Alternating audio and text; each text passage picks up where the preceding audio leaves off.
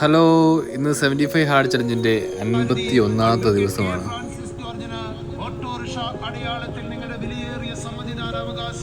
രാവിലെ തന്നെ ആൻറ്റിയെയും കൊണ്ട് പാലായിൽ അൽഫോൺസ ഐ ഹോസ്പിറ്റലിൽ പോയി. ആൻറ്റിക്ക് ഇന്ന് ഓപ്പറേഷനാണ്. അവരെ കൊണ്ട് ആക്കിയതിനു ശേഷം തിരിച്ചു വരുന്ന വഴിക്ക് ഞാൻ സെൻറ് തോമസ് മോട്ടിലേക്ക് കയറി. ഏത് സമയത്തും ഇവിടെ വന്നിരിക്കാനായിട്ട് ഒരു പ്രത്യേക വൈബാണ്. ഞാനാണെങ്കിൽ ഇന്നത്തെ ഔട്ട്ഡോർ വർക്കൗട്ട് ചെയ്തില്ലായിരുന്നു. അപ്പോൾ ഇവിടെ തന്നെ ചെയ്യാമെന്ന് വിചാരിച്ചു. ഇവിടെയാണെങ്കിൽ അല്പം തണലൊക്കെ ഉണ്ട്. താഴെ റോഡിൽ വണ്ടി ഇട്ടതിന് ശേഷം നടന്നു തന്നെയാണ് മുകളിലേക്ക് കയറിയത്.